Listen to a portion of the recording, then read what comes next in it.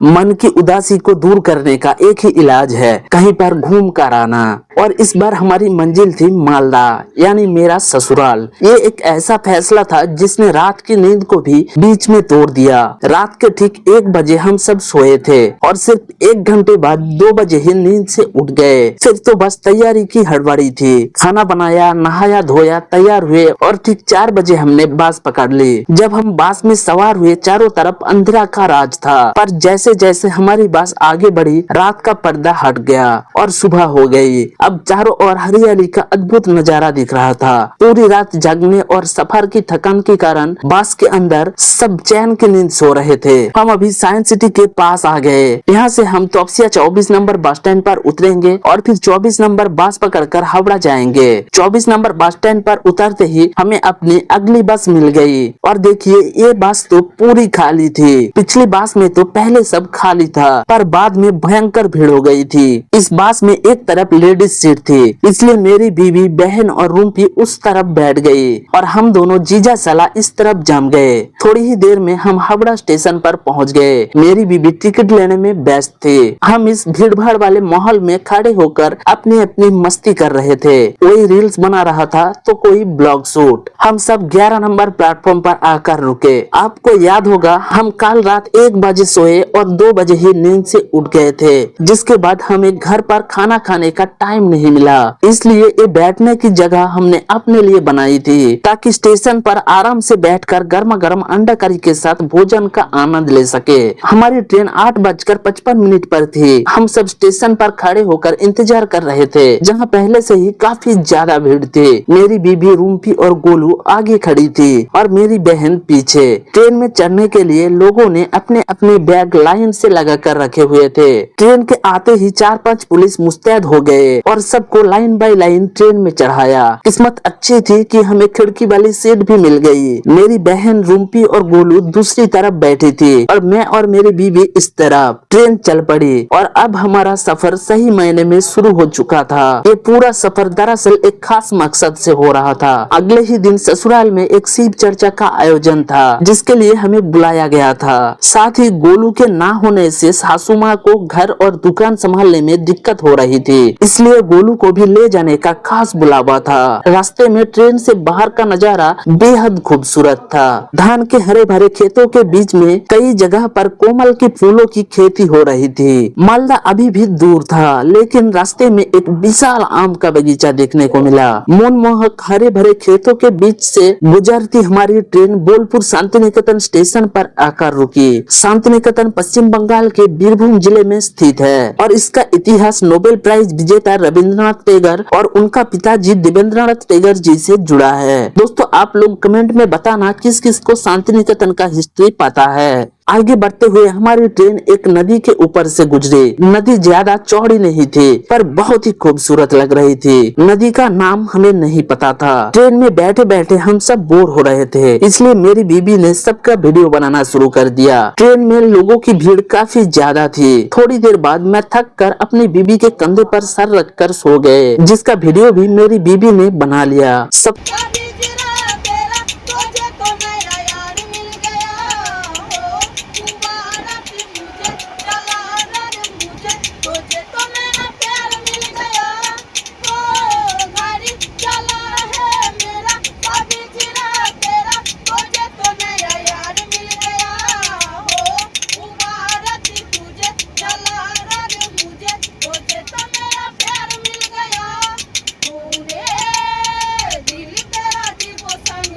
सफर में हमने एक और खूबसूरत जगह को पार किया और उसके थोड़ी देर बाद आया न्यू फरक्का जंक्शन, जो कि एक पतली और सुंदर नदी के बाद पड़ता है। और फिर हम आ पहुंचे फरक्का बैरेज के ऊपर। इस नदी में बहुत ज्यादा पानी थी। इस बैरेज में कुल 109 गेट है और उस दिन सारे गेट खुले हुए थे। गेट से पानी निकलने का फोर्स इतना तेज था कि देखकर ही अंदाजा लग रहा था कि पानी कितनी तेजी से बह रहा है। अब हम अपनी मंजिल के करीब थे, इसलिए मेरी बीबी गेट पर आकर खड़ी हो गई। अब बस आखिरी पड़ाव का इंतजार था। स्टेशन पर हमें लेने के लिए मेरा ससुर जी, सासू माँ और चुटकी आए थे। हमारा सामान इतना ज्यादा था कि बेचारे ससुर जी को भी बैग उठाना पड़ रहा था। स्टेशन से निकलकर हम ससुराल के रास्ते पर चल पड़े। मैं आगे आगे चल रहा था और बाकी सब पीछे पीछे आ रहे थे। 2 घंटे की बस जर्नी और उसके बाद 9 घंटे की ट्रेन जर्नी के बाद शरीर बुरी तरह से थक चुका था, इसलिए घर पहुंचकर खाना खाया और तुरंत सो गए। अगले दिन जब नींद खुली तो देखा सासू माँ खिचड़ी बना रही थी और ब्यूटी दीदी वहाँ बैठी थी। दूसरे कमरे में मनीषा दीदी दादी को साड़ी पहना रही थी। बाहर आने पर देखा कि ससुर जी खैनी छिपा रहे थे और इसी बीच घर में शिव चर्चा शुरू हो चुका था।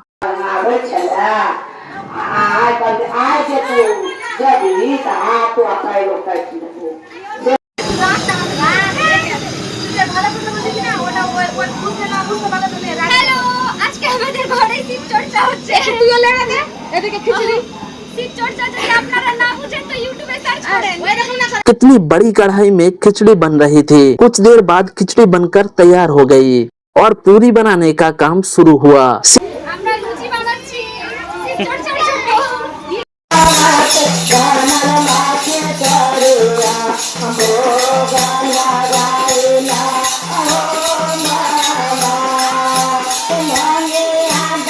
चर्चा पूरी होने के बाद पूरे गांव वालों को बैठाकर प्रसाद, खिचड़ी, पूरी और चने की सब्जी से सेवा करवाई गई। मेरे साली साहिबा बड़े मजे से जलेबी खा रही थी। अगले दिन सुबह सुशंकु तैयार होकर अपनी मम्मी को बाय बाय बोलकर स्कूल के लिए निकल पड़ा। मेरी बीबी और मेरी साली साहिबा दोनों उसे स्कूल छोड़ने गई। उनका इंग्लिश मीडियम स्कूल बहुत प्यारा था और वहाँ बहुत सारे बच्चे थे। लौटते वक्त सुशंकु अपनी दोनों मौसियों को बाय बाय कहा और मौसिया आप सबको हाय कहते हुए घर लौट आई। रात में मेरा बीबी ने चुटकी के साथ थोड़ी सी मस्ती की। अगले दिन सुबह हम सब चुटकी को लेकर टोटो पकड़कर दीदी के घर जाने के लिए निकल पड़े। चुटकी बड़े शांत बच्चों की तरह बैठी थी। दीदी के घर पहुँचे तो देखा सारू भाई खाना बना रहे थे। हम सब ने दोपहर का खाना खाया और शाम तक खूब सारी बातें की और फिर वहाँ से हम बड़ी दीदी के घर आ गए। वहाँ भी खूब गपशप हुई और फिर रात का खाना खाकर वापस ससुराल आ गए।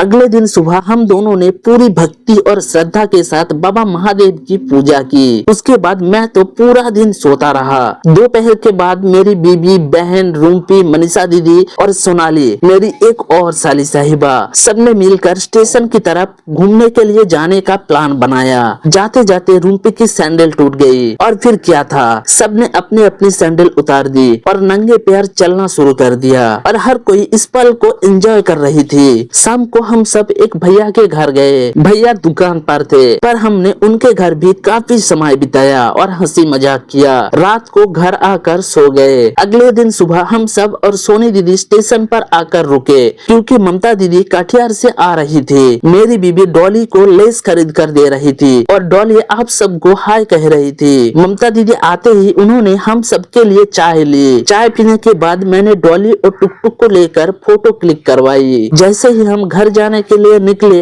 बारिश शुरू हो गई और हम भीगते हुए घर की तरफ बढ़ने लगे। दोपहर के बाद मैं, मेरी बीबी और गोलू मेरे ससुर जी के पास गए। ससुर जी एक बड़े से तालाब में मछली पकड़ रहे थे। मैंने कोशिश की पर नाकाम रहा, पर मेरी बीबी ने जब कोशिश की तो उनके हाथ लग गई एक छोटी सी मछली। रात में बड़ी माँ और दीदियों ने मिलकर हमें समोसा पार्टी दी।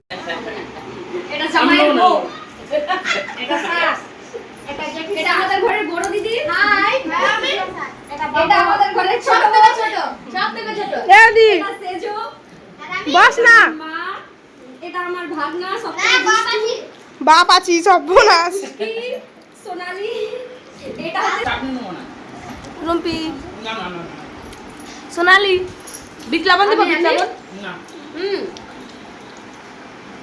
বলছে আমি পিসি না না না নিয়ে যাও না খাবার কি এই মম চলে না আমি চলে ওই ভিডিও হলো বাবু শুনা अगले दिन सुबह हम सब तैयार होकर घर जाने के लिए स्टेशन पर आ गए। ट्रेन आते ही हम सब चढ़ गए और खाली सीट देखकर बैठ गए। मुझे और मेरी बीबी को एक तरफ सीट मिली और मेरी बहन और रूम्पी को दूसरी तरफ। थोड़ी देर बाद ट्रेन चलने लगी। कुछ देर जाने के बाद मेरी बहन और रूम्पी को भी हमारी तरफ वाली सीट मिल गई। बर्धमान जंक्शन पार करने के बाद थकान ने फिर से जोर का मारा और हम दोनों एक दूसरे के कंधे पर सिर रखकर सो गए। मेरी बहन इस प्यारे पल का वीडियो भी बना लिया। हावड़ा स्टेशन पर उतरकर हमने बस पकड़ ली और सियालदह स्टेशन के पास आ गए। ज्यादा थकान के कारण हावड़ा स्टेशन और बस में चढ़ने का वीडियो शूट नहीं कर पाया। आज के लिए इतना ही दोस्तों, मिलते हैं अगले ब्लॉग में। तब तक के लिए टेक केयर, बाय बाय।